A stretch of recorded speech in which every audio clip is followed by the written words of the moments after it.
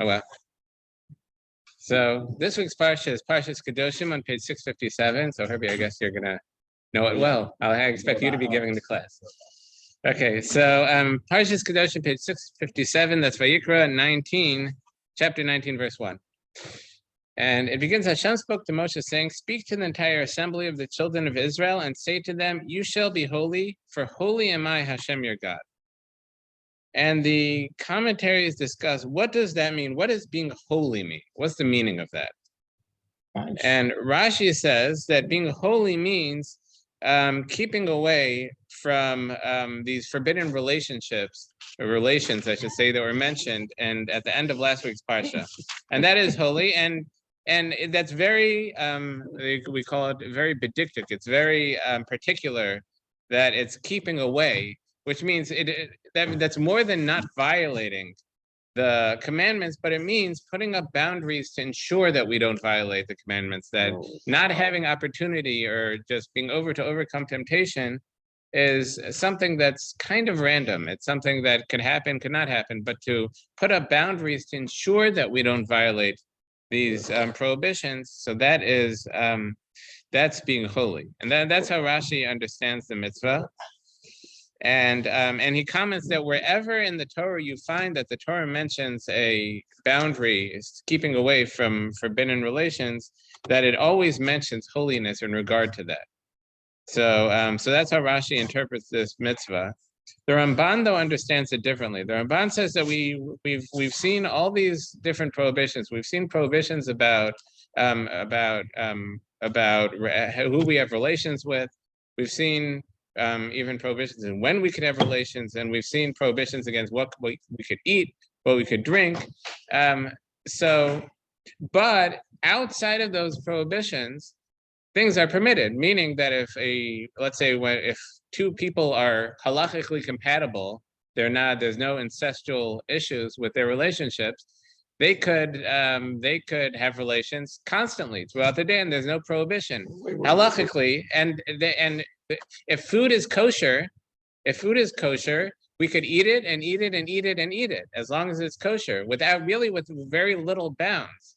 And and with drinking, if we have the most stringently kosher wine and the delicious wild turkey or scotch or bourbon, you could just drink it and drink it and drink it. And if it's kosher, you're technically not violating any prohibitions that we've seen. And that's what the Torah is coming to say. The Ramban says the Torah is coming to say, be holy. And he says, be holy is to put up boundaries in what's permitted to you.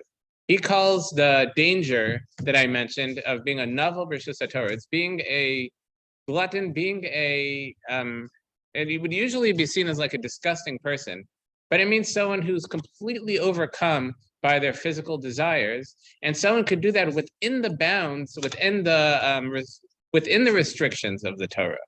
That they could, like I said, they could be completely attached to their physical desires with eating kosher food and drinking kosher wine, and being together with someone who's permitted to them, and that's something a person could do within the Torah. And to that, that's what the Torah is coming to say. Don't be a novel. Don't be a disgusting person. Don't be someone who's completely so attached to the physical that they have no room for their spiritual lives. And that's why the Torah continues, for holy am I, Hashem your God, is that Hashem is holy, and to cleave to Hashem, to connect with Hashem, we need to leave some room. We need to restrict our physical behavior in order to connect spiritually with Hashem and to leave room for Hashem in our lives. Okay, and it continues in verse 3. Every man, your mother and father shall you revere, and my Shabbases you shall observe. I am Hashem your God. Okay. So one more thing I wanted to say before we get into that is that it says that Hashem that to speak to all the congregation of Israel. Why is this mitzvah to all the congregation of Israel? So Rashi says it's because the mitzvahs in this parsha, most of the Torah is dependent on it. And I think the Ramban somewhat explains that, is that the Torah is that this parsha in many ways mirrors the Ten Commandments more than the rest of the Torah. And as we go through the parsha, we'll see that really all of the Ten Commandments are expressed in this parsha. That, as I just read, we have the mitzvah of honoring your parents, which is from the Ten Commandments. We have Shabbos, which is in the Ten Commandments. We have I am Hashem, for holy am I Hashem your God. Later it's I am Hashem your God. And we have with honest dealing with others, it has the mitzvah of not killing, not stealing. It has the mitzvah of not swearing falsely and not taking Hashem's name in vain. And it has a prohibition against idolatry and against prohibited relations. So really, all the mitzvahs of all the 10 commandments are expressed in this week's parsha. Others say, did I write down who says this? I can't get over having relationships. Yeah. So the Al-Shach says that the reason why I was told to speak to the entire assembly of the children of Israel is because this mitzvah, specifically this commandment of to be holy, some people might think that doesn't apply to your average person. That might be for the rabbis. That might be for, those who are very particular about and the most religious, the super religious. But it might not apply to those we call the Hamanam. It might not apply to the general populace, to the general congregate, to the general community. And to that Hashem told Moshe, speak to the entire assembly to tell it, to make a point that this is for everybody. It's not just for the elites. And okay, so now moving on in verse 3, every man, your mother and your father shall you revere, and my Shabbos you shall observe. I am Hashem your God.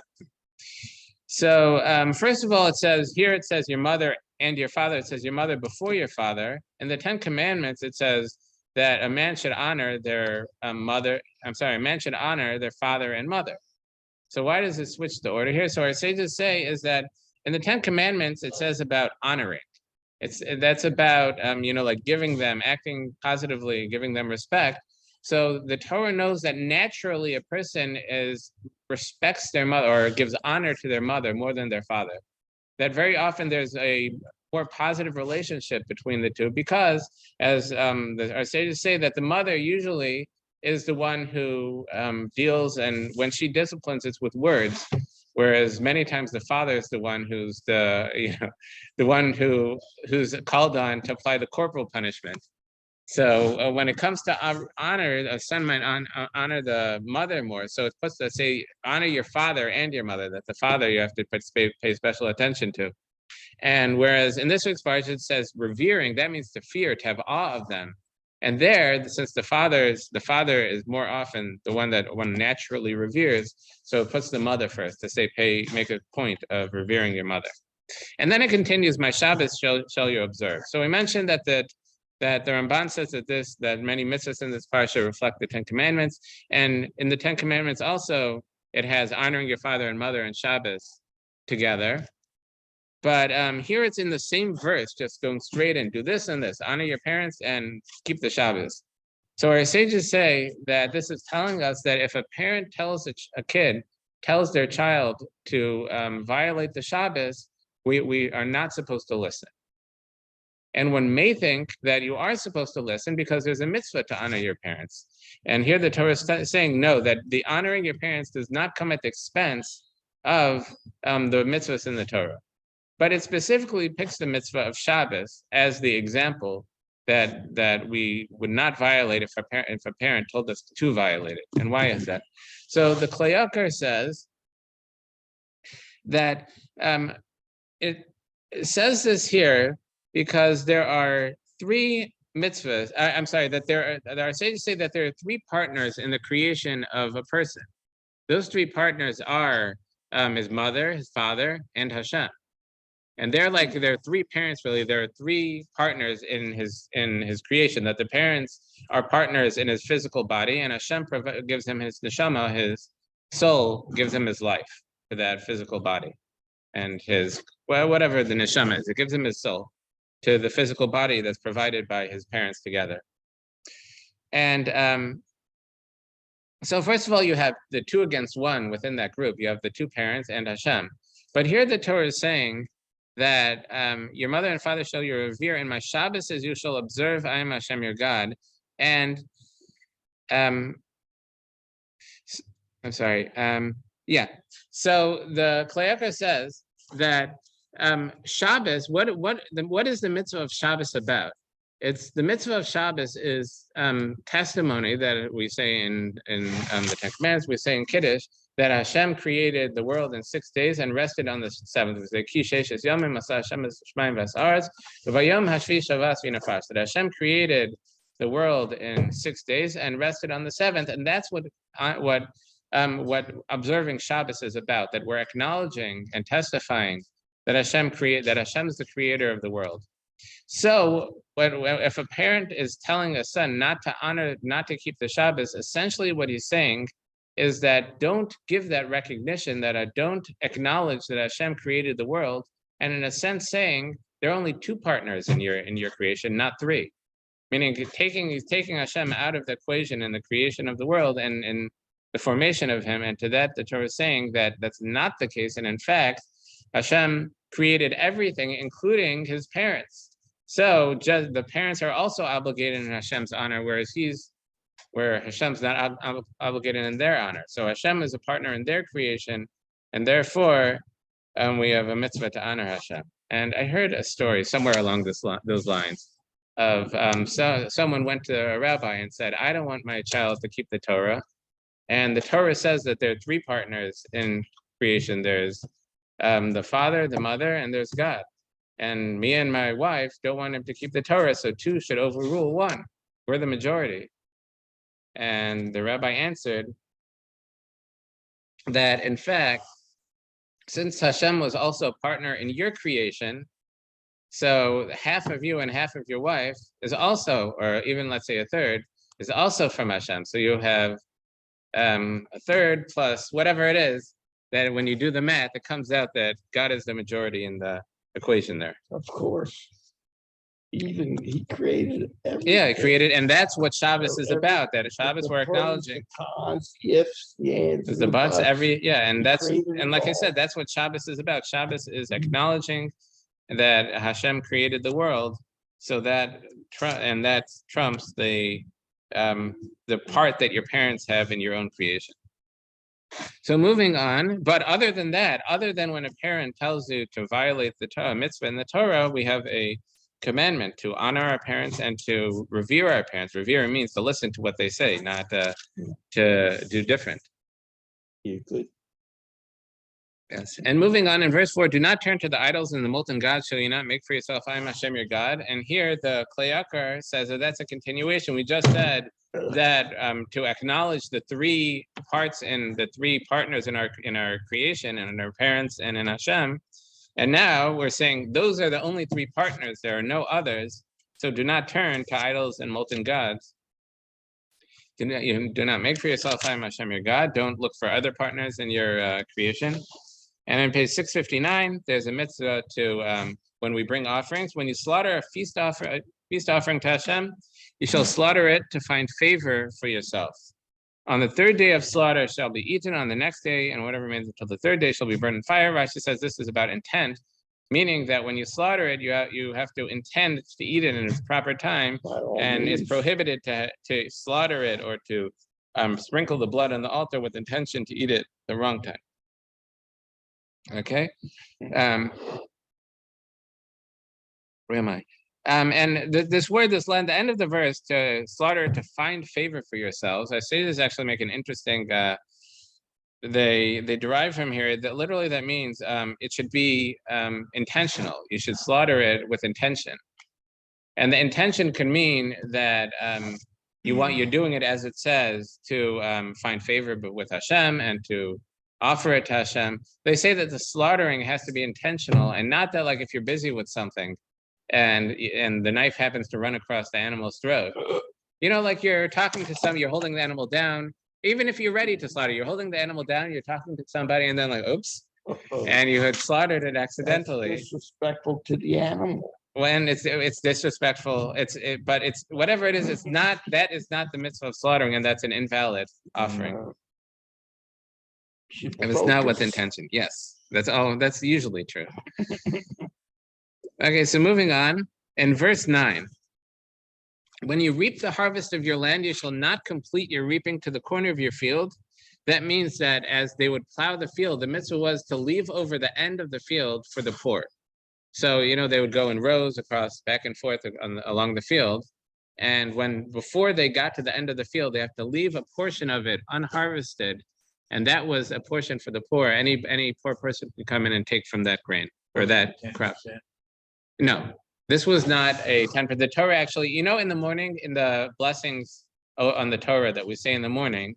So at the end, we try, after that, we say a verse from the Torah, which is the verse of Birkas Kohanim. Yivarechecha Hashem yishmerecha, that Hashem should bless you, and etc. After that, we say a Mishnah from Peah, and a Brisa. But we say a saying of our sages, and one of it is, Elu dvarim she'en lahem shiur. These are the things that don't have a set amount. The first of them is hapeah. That's this mitzvah. That the mitzvah is to the Torah, the commandment is leave a portion of the field, the end of the field, unharvested to the poor. How much is up to the owner?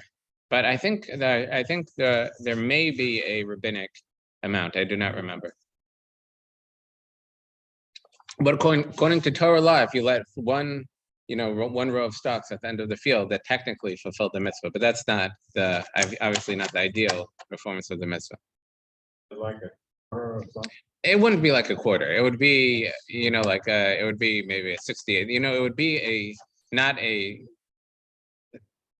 very big, significant portion, but it would be just part of when we harvest, we have a mitzvah to share our bounty with those less fortunate. So we would leave however much we could afford. It would depend on the size of the field and what their needs are. Okay, and it continues some other mitzvahs. The gleanings of your harvest you shall not take. The gleanings means that the way they used to harvest is Herbie could probably tell us more, but the way they used to do it before these combines is they'd grab a handful of grain, they had a scythe, and they would just slice it off with the scythe. And sometimes the scythe, it's saying, would slice off a little more than what was in their handful. And the mitzvah is, if it's one stalk or two stalks that fall on the ground after they take the slice and pick up the grain, if one stalk or two stalk falls on the grain, they're not allowed to pick that up, and that they have to leave behind for the poor. Whereas if it's more than two, if it's three or more, so then they're allowed to pick it up.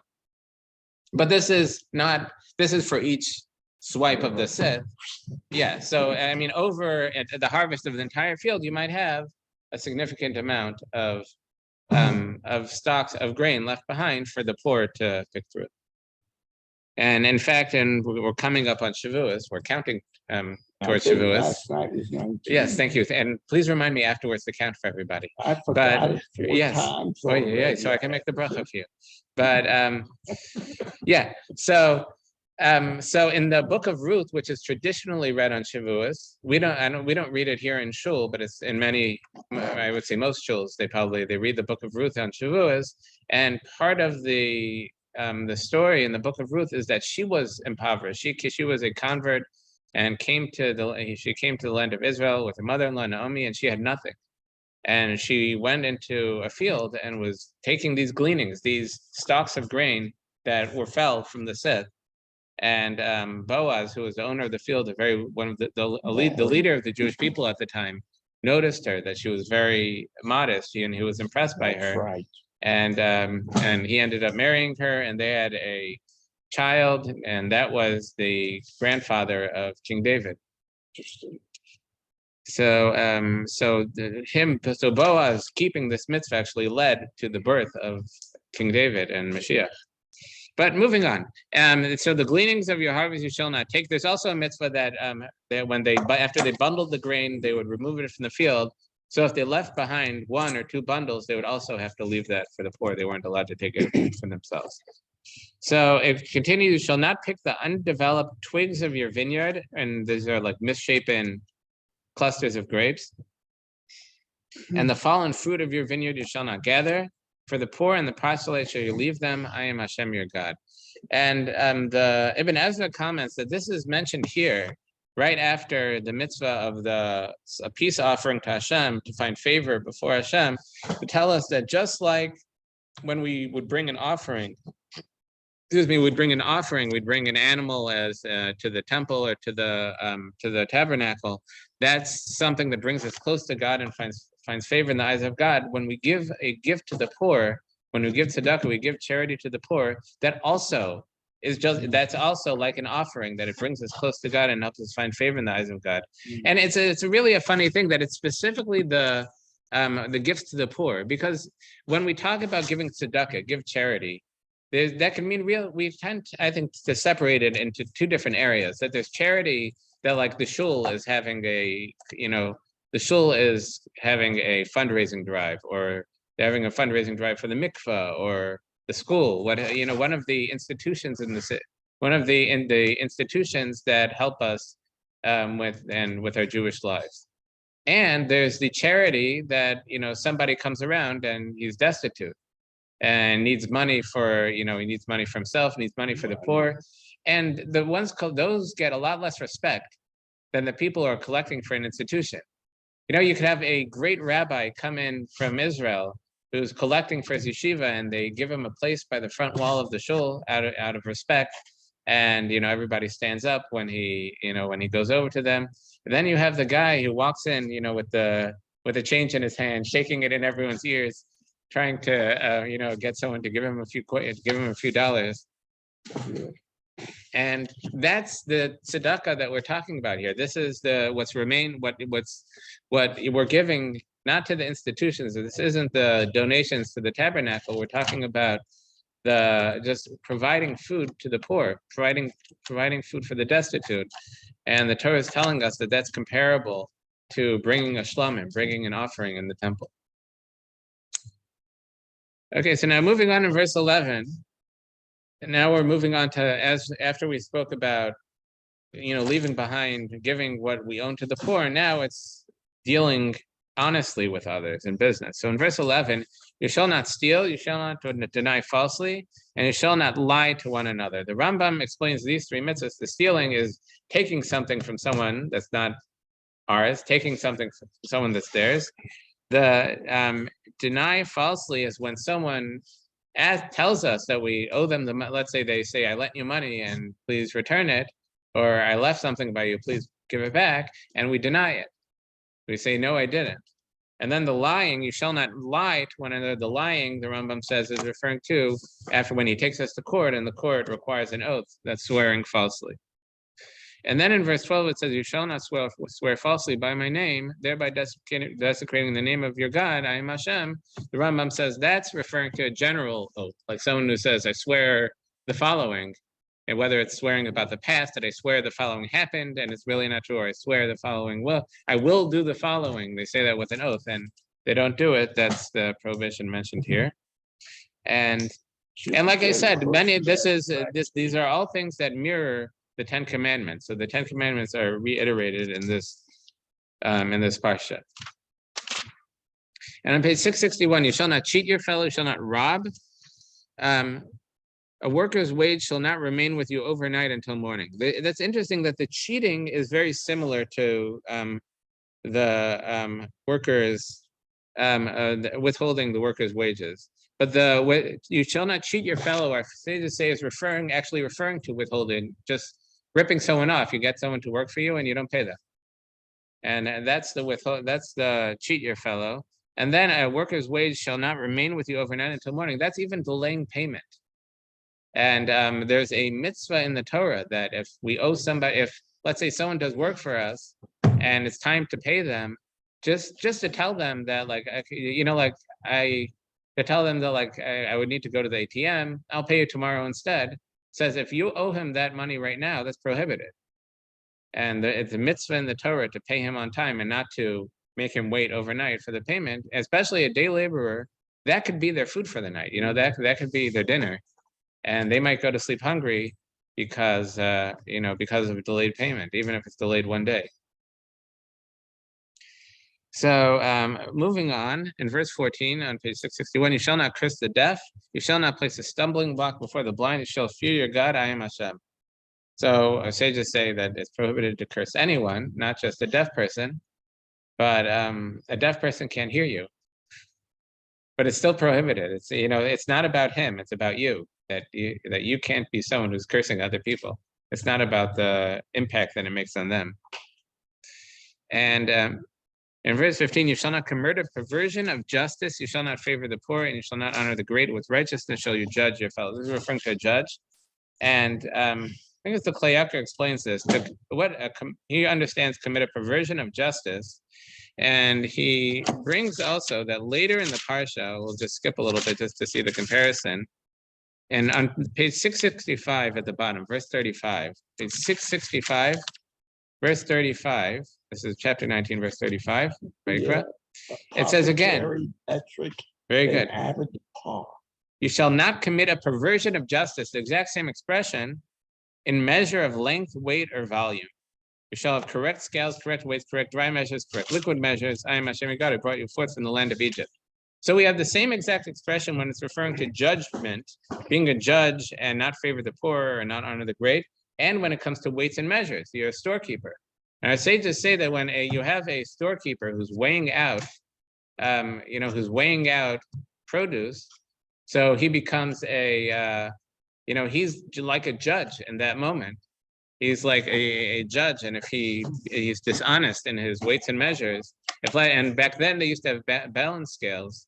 So like if what someone could do is they have the kilo, or let's say the pound weight, they could file it down a little bit so it really weighs 15 ounces and still label the pound, and they could very easily rip people off that way. And that's the mitzvah in the Torah, do not commit a perversion of justice in measures, length, weight, or volume. And so the Klayakar says, what's the connection? Yes? You can have a correct weights, but not have the balance level. And if it's Yes. not level, then it won't come out right. You'll be cheating. Yes, that's probably though easier to tell, especially with the old kind of scales. Modern scales, you can't really tell that. I mean, I guess you could see the tear weight isn't right, like with it before you put it on, it's not right. Sounds like But with the something- old scales, like before you put the weight and the sting on, you'd be able to see that it's out of whack. It doesn't have to be out of whack too much. Yeah, I guess not. Yeah, I guess you're right. So that obviously is also included in this prohibition. But the Klayakar wants to say he understands what slightly different than ArtScroll's translation here. That, where am I? And back to page 661, verse 15, you shall not commit a perversion of justice. He understands this to mean you shall not commit a perversion even if it is justice. And he says, what does he mean by that? So he says, in the next case the Torah brings you, you shall not favor the poor and you shall not honor the great. So he says, what would favoring the poor, why would a judge favor a poor? People usually favor the rich. The judge will say, this guy's destitute. Impartial. Exactly, he has to be impartial, but a judge could say, look, this guy's destitute. That guy's very wealthy. The other side, let's say the plaintiff is poor, the guy you assume is very wealthy, and the rich guy's right in this case, and he should win the case. But he really has to give charity anyway. He has a mitzvah to support this poor person, and he should be supporting this poor person. So I'll just give the case to the poor person, and then everything will be right in the world. And he says, technically, that might be justice, but it's a perversion. It might be just that the rich person is giving money to the poor person, but it's a perversion. And that's what the Torah is prohibiting. And he said with the weights and measures also, that sometimes a person could set the price, could sell things at a low price, but have the weights a little off. The weights are lighter than they should be. So the price that they're giving is really a fair price, but they're deceiving people by making them think that they're getting a deal. It's like the old trick where people, raise the price and then put it on sale, that they, Current Oh, scales, yeah. you see, I saw it going on in Miami, with fish market. Yeah. All the clerks had ties on. The end of the tie had a pound weight. Oh, no, yeah. They put the scale. They lean over and get the, They could stand there. yeah. That would go, when they put the stuff on, tie, end of the tie would also go with it. Terrible, yes. That's how they do it. And that's exactly what the Torah is is warning specifically, meaning the Torah says don't steal, but it gets a very specific prohibition against that. Like we're saying, it's like you're saying, it's something that's very easy to do. Yeah, and what Fred is saying, I don't know if you could hear that on the recording. What he's got on Yeah. right now, the end of it had a. Yeah, so they said that I the know, fish but- market, they used to have Yes, I the- get that much, but what about? they used to the have a tie weight at the end of their itself? tie, and they would be leaning over the scale, and the tie would be leaning on the But scale would to the weigh it down a tie little bit. has to be cleaned afterwards. Yeah, probably. Otherwise they'll smell fishy. Yeah, No, they didn't. They Yeah. used them over and over Oh, again yeah. because the ties were treated. They did not smell. They didn't have the odors. Lid would roll off of. yeah. So anyway, so let's move on here. And also in the case in verse 15 where it says, you shall not honor the great also, that you should be honoring the great, and maybe even the judge could decide for the important person, and then afterwards go over to the poor person and say, look, here's the money that you're losing. I'm going to pay you. I'm going to just slip you some money to make it right. That's also a perversion of justice. And the verse ends with righteousness shall you judge your fellow. What page are we And we're on page 661. 661? That's correct. And All verse, right, get with righteousness shall you judge your fellow. Our sages say this means that that you should judge your fellow favorably. That Go means back, that if you going see someone backwards. doing something that looks bad, you should try to find excuses. Either you should try to find a way of understanding what they're doing in a positive light. And in general, it means we should look at our fellow Jews, our fellows in a positive light. And if we see someone doing something suspicious, try to find a positive way of looking at it. And even if there is none, at least try to find excuses or and once again, just try to find the most positive perspective you can on someone else's actions.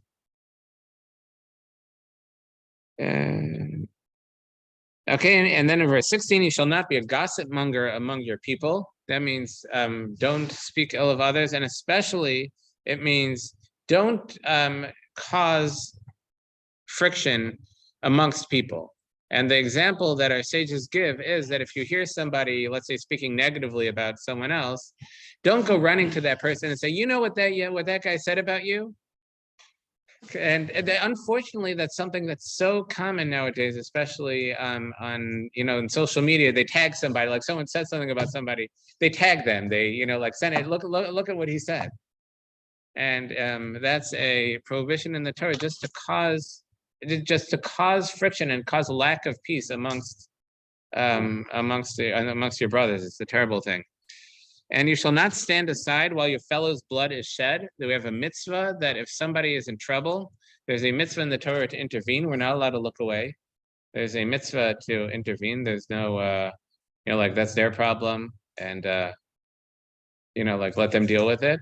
There's the example they give is that if there's a lion attacking someone's flocks, that even if it's not their life but their property, but if we're able to intervene and save it, we're not necessarily required to put our life in danger. But if we can do it, we have a mitzvah to do it. In fact, the Gemara says that if we end up spending money to save someone else's life, so they have an obligation to reimburse us for the money we spent.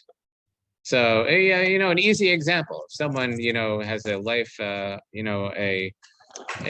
dangerous health incident.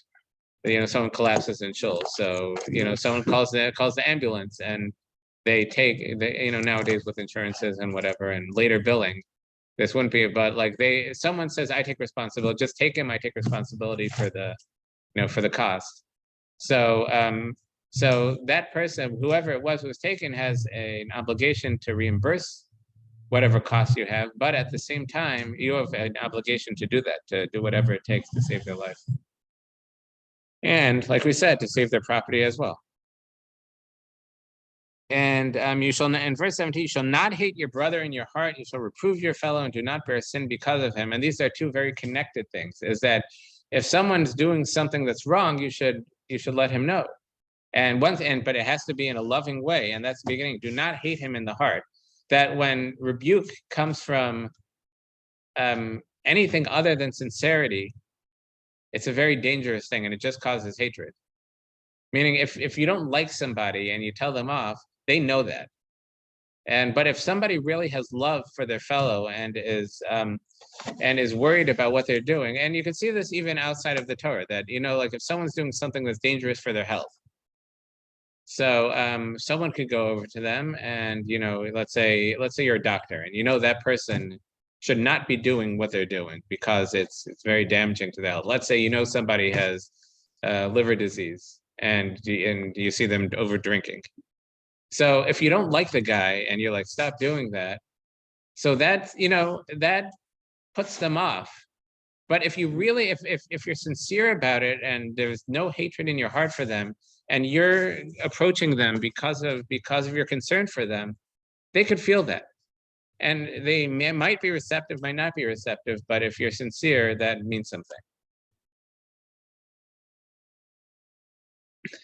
Okay, and moving on, verse 18, you shall not take revenge and you shall not bear a grudge against the members of your people, and you shall love your fellow as yourself. I am Hashem. And you shall love your fellow as yourself. Our sages say that if you don't want something, what you hate, what you don't like, don't do to your fellow. Okay, so now comes forbidden mixture. So in 663, verse 19, you shall observe my decrees. You shall not mate your animal into another species. No mating a horse with a donkey to make a mule. You could buy, if there's a mule that someone else made, you could buy it and use it to make use of it. But we're not allowed to interbreed species of animals. You shall not plant your field with mixed seeds. This mitzvah only applies in the land of Israel. Outside the land of Israel, this prohibition against, like, let's say, planting wheat and barley together, just like taking a handful of both and planting it or something along those lines, that's prohibited in the land of Israel, not outside Israel. But where this does apply is with trees, is that there's a prohibition against grafting two species of fruit trees together. And it's even prohibited to maintain that, and that could be a problem. That could be a problem in modern horticulture, is that the word, Herbie? With tree growing, where they might have a rootstock of one species and they graft the top part of another species to make it more hardy or whatever it is. So that could be halachically problematic, and someone should speak to a rabbi if that's an issue. But once that was done already, and you're not dealing with a tree that was grafted, that one tree was grafted onto the other. Let's say you have a seed of that tree, or even I think a shoot of that tree. You could cut off a branch of that tree and replant that branch, or replant a seed from the tree, as long as it's not that tree itself. Okay, and you could eat the fruits. And another prohibited mixture, a garment that is a mixture of combined fibers shall not come upon you. And our sages derive that this is referring specifically to wool and linen, that we can't wear clothing that has a mixture of wool and linen in it. And here, many communities, they have somebody who actually checks them, and they take out the common problem areas of the clothing and look at it under a microscope. And they've been trained to see if it's wool, if it has linen, or if it's linen, if it has wool. And unfortunately, we don't have anyone who does it here, but Rabbi Asa in Atlanta is very happy to help us deal with it. I've sent stuff to him, and he's either sent it back to us, he's sent it back in the mail, or he's sent it back with Daniel. Whoever is going back and forth between Savannah and Atlanta, Rabbi Asa has been very gracious about it. He's told me that I could even ship it directly to him, tell him that it's coming. Doesn't he just simply stay here? That would be nice. That would be wonderful. Yeah, he has more business, I guess, in Atlanta. What's that? Rabbi Singer used to do the inspection. Oh, Rabbi Singer used to do it as well? Yeah. I'm sorry, I took his house, but not his, unfortunately, not that area of Microscope. On the Lakewood, though. I Yeah. just thought it was funny driving down the road and all of a sudden the sign said shotness check or something. Yeah. An arrow down.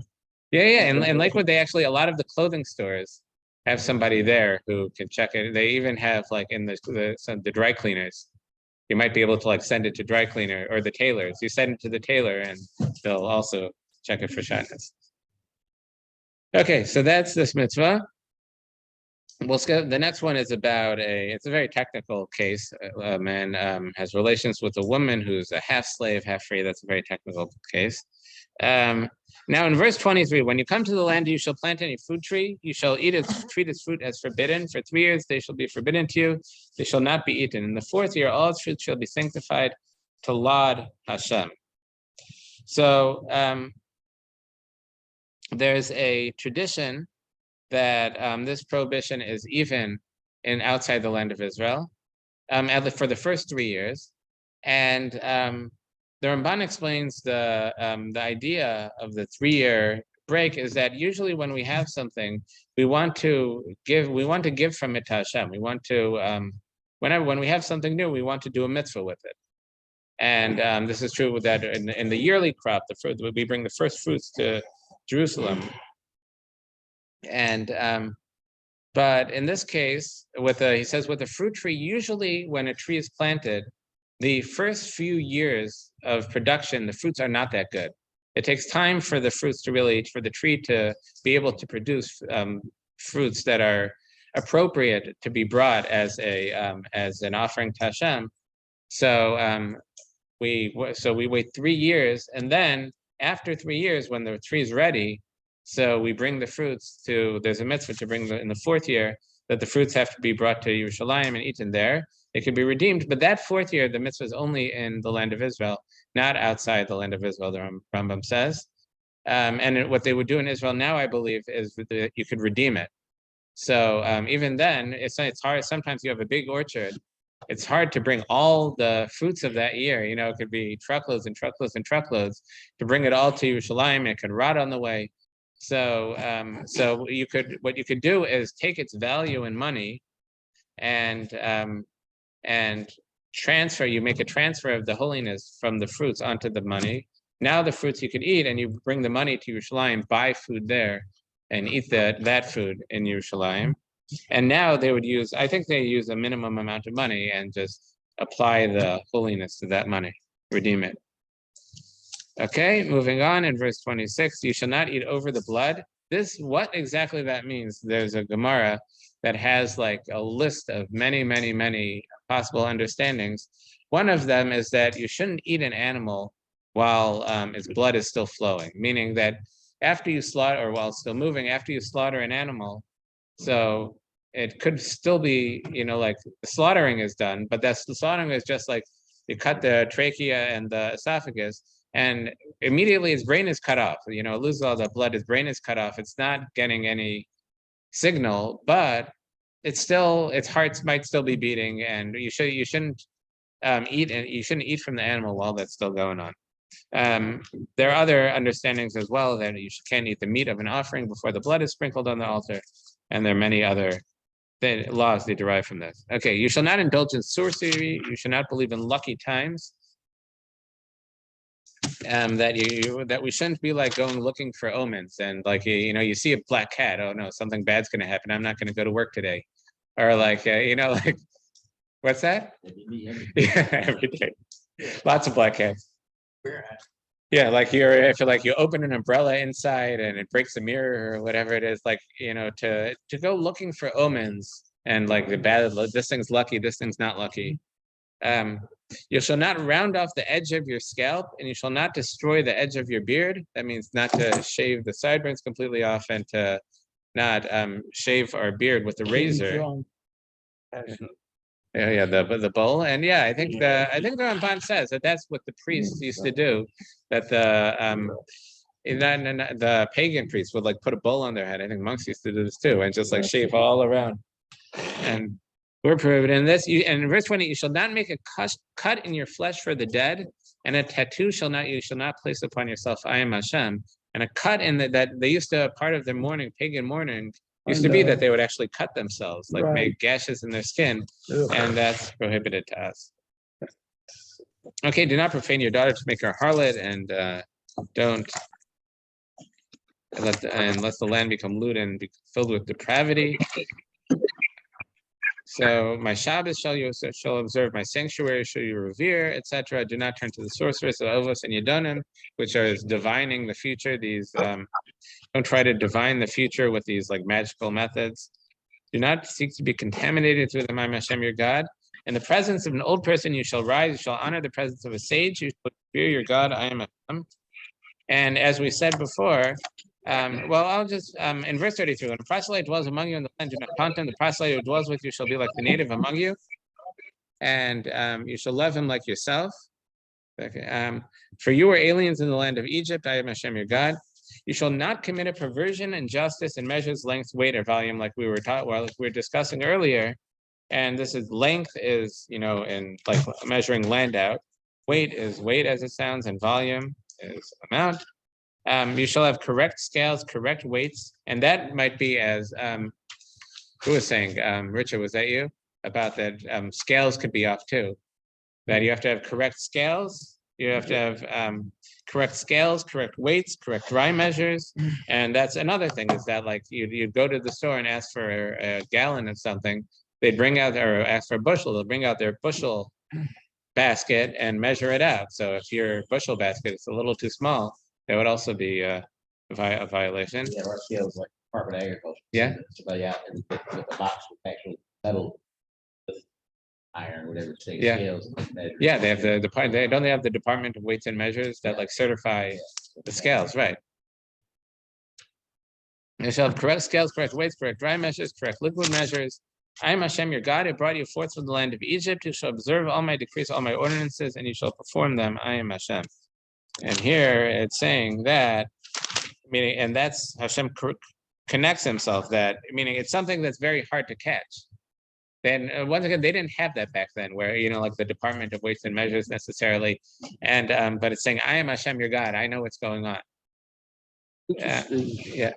Interesting Parsha. Just Yes. like- And the Parsha ends, I'll kind of skip through this, but we discussed most of this last week, and the Parsha ends with Molech and the forbidden relations, that's and the mostly most incestuous relations, and not all of them are direct relatives. Like we said, some of them are through marriage, like let's say a daughter-in-law, or a mother-in-law.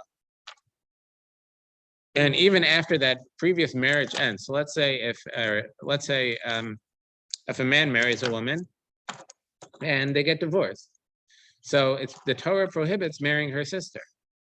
Or even if someone would marry a woman and she died, the Torah prohibits marrying her mother and etc. Things of there are many incestuous relations that aren't necessarily what we think of incestuous, meaning that they're blood relatives. Even if it's through marriage, the Torah prohibits certain relations, and also the Torah prohibits their adultery and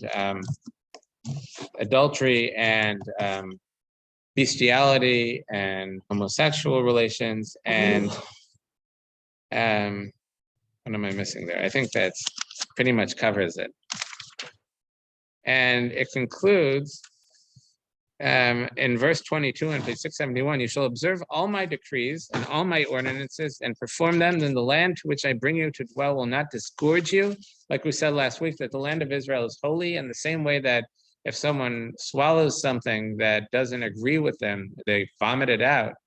So if we act inappropriate, the land of Israel can't tolerate immorality, immoral behavior, and if we reach a certain level of immorality, it will vomit us out like it vomited the nations before us. Do not follow the traditions of the nations that I expel from before you, for they did all of these, and I was disgusted with them. So I said to you, you shall inherit their land, and I will give it to you to inherit it, a land flowing with milk and honey. I am Hashem your God, who has separated you from the peoples. And in verse 25, you shall distinguish between the clean animal and unclean, between the clean bird and the unclean, when we're talking about our holiness, that our holiness goes even to what we eat. And you shall not render your souls abominable through such animals and birds and through anything that creeps on the ground, which I have set apart for you to render unclean, that these things are unhealthy for our souls. They might be very healthy for the body, but they're not good for our souls. Verse 26, you shall be holy for me, for I am Hashem, I Hashem am holy, and I have separated you from the people to be mine. Any man or woman in which there shall be the sorcery of Yidoni, this divining sorcery, they shall be put to death, they shall pelt them with stones, their blood is upon them. Okay, and that ends the Parsha, and the Haftarah is on page 1174. Thank you, 1174.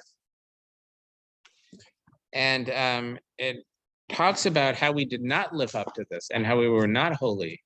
But as is from the prophet Yecheskel, Ezekiel, it begins, the word of Hashem came to me, saying, now you, Ben Adam, will you rebuke the city of bloodshed and let her know all its abominations. It says that shedding blood within your midst, and you became guilty through your idols. And it says in verse 6, behold, the princes of Israel, every man was in you for his own power, for the sake of bloodshed. Father and mother, they have slighted within you towards a stranger. They have acted oppressively in your midst, orphan and widow, they have wronged with you. My sanctities you have spurned, my Shabbos you have desecrated.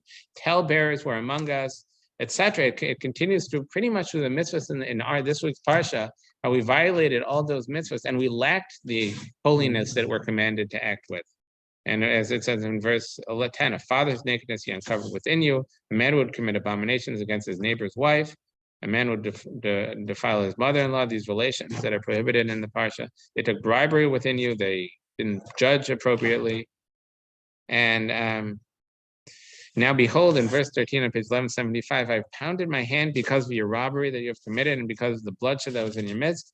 Can your heart endure? Can your hand be strong in the days when I shall deal with you? I, Hashem, have spoken and done, that there's no saving ourselves from Hashem's justice. But in verse 15, then I shall scatter you among the nations and disperse you among the lands and remove all your contamination from you, that will be exiled and will be cleansed through our exile. And in verse 16, then you shall be caused to re-inherit yourself in the sight of the nations, and you shall know that I am Hashem, and will come back to Hashem and become holy once more. Have a great Shabbos.